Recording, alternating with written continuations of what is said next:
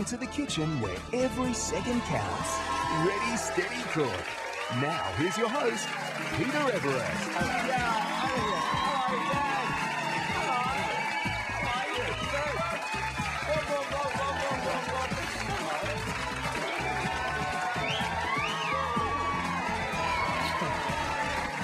Hi Australia, I'm Peter Everett and welcome to Ready Steady Cook. This is where two of Australia's top chefs have only 20 minutes to make 4 delectable meals. That's how it works. Now, they're given a hand in the kitchen, of course, by 2 studio contestants who bring along those 5 ingredients, their favourite 5 ingredients. I'll get that out.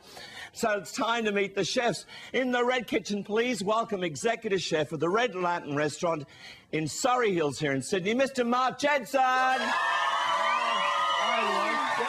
Hello. Trouble speaking. And in the Green Kitchen, head chef and owner of Emmylou Restaurant, also in Surrey Hills here in Sydney, Mr. Chris Cranswick-Smith, everybody. Hello, Ben. How you doing? Good. Hey, Mark. How are you? Well, thank you. Yeah. Now, we get lots of uni students, lots of TAFE students.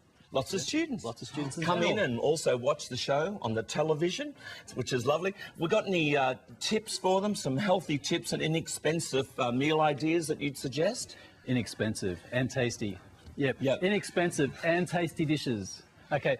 Lentils and pulses are great. They're inexpensive, and also spices are really inexpensive. So if just cooking pulses you can flavour them up with spice and fresh herbs, and maybe serve them with some yogurt. So you've got your carbohydrates and your protein covered in one dish. Good for the brain too. Good for study. Keep you alert. Keep you alive. I could do with some of that.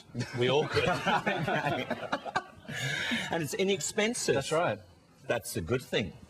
What about you? Any great ideas there for the students? Look, for me, I think in today's time-poor climate, where you just don't have enough time to go to the shops, I think it's really important just to have the basics in the fridge all the time. Yes. Things like baby spinach, baby rocket, maybe some tomatoes, pasta and rice with a few fresh ingredients. If you've got those things in the fridge, it's really easy to keep costs down. I think it's where you don't have anything in the fridge, where you decide you'll go out and get takeaway or something like that. It's so easy to throw things together. It's expensive and a huge fat intake, isn't it? Big time. Not so good for you. Not at all. Sometimes, but not all the time.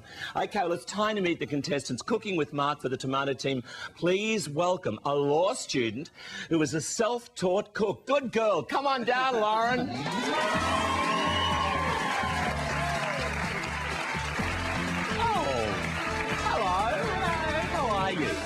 Hello. Clever, pretty little thing. You got all those things. You're pretty, you're clever. Oh, thank you. Yes, and you can cook. And you're a good cook. That's it. That's what Mark needs That's today. what I was hoping to hear. Great assistant.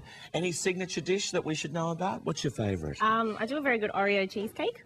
Oreo cheesecake, talking of good for the mind and study and keeping you alert. Does that fall into the healthy category? Sort of. That's the special indulgence after a heavy day of study, isn't it? We'll hear about that recipe later then. What's in this bag? Okay, Classic bag. We've got zucchini flowers. Oh, very good. Yep. Got coral trout. Oh, good. No fats here yet. Good fats, if anything. And Dutch carrots. Yep. And we've got squid ink linguine. Oh, my goodness. And appropriately, Oreos. So you have dessert covered. Yes. Excellent. Maybe you could do that. Looking for inspiration. No, that's good. I like that, darling. Now, who have you brought in to play with today? I've brought my very good friend Francis. Okay, let's meet Lauren's friend, a fellow uni student who is studying to become a dietitian. How perfect with that Oreo cheesecake. Come on down, Francis. How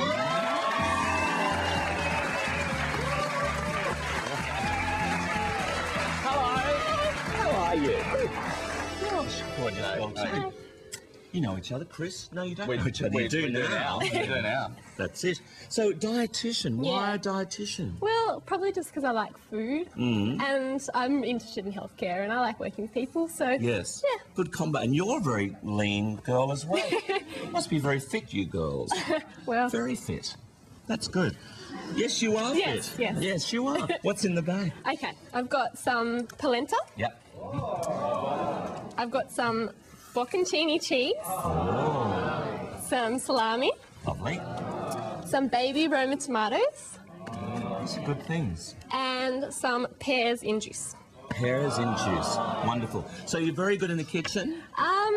Yeah. No. She's not that nice. So you're not. Well, no, I'm okay. I'm okay. Yes, so you are. You need the I am encouragement. really Needs the good. encouragement. Really good. Well, Francis can't cook very well, so you have maybe one up there. Hopefully. Maybe. Oh, no. Now, what are you going to cook then? Okay, let's do some crispy coral trout stuffed zucchini flowers to Yep. start off with. A nice Delicious. entree. A herb and squidding pasta salad. Yep. We'll dress that with some ginger and chili.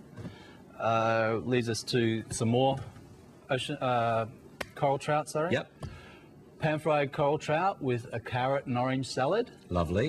And- Very sweet, the carrot, too. That's Oh, it's good. beautiful. And Nice with also, fish. let's try and make our version. We haven't got all the ingredients that Lauren would usually use at home. Right. But let's try and make her Oreo cake. You got your wish. Yep, so we'll make an girl. Oreo tart. Lauren's Oreo tart. Oh, okay. That's very good. And we got yours, Francis?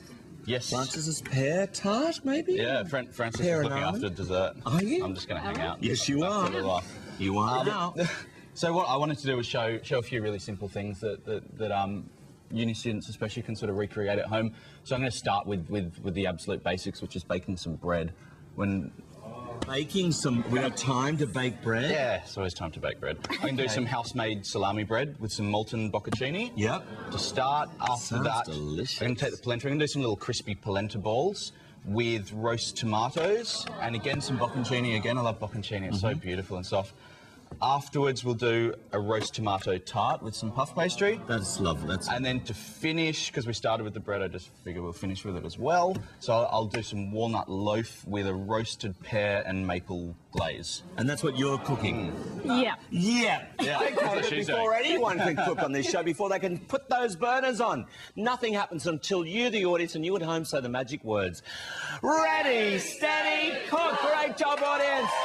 Now, they're off and running, and let's just recap what Lauren and Mark are cooking on the tomato side. They'll be doing the crispy coral trout with the stuffed zucchini flowers, the herb and squidding pasta salad with ginger, soy and chili dressing, a pan-fried coral trout with the carrot and orange salad, and Lauren's Oreo tart.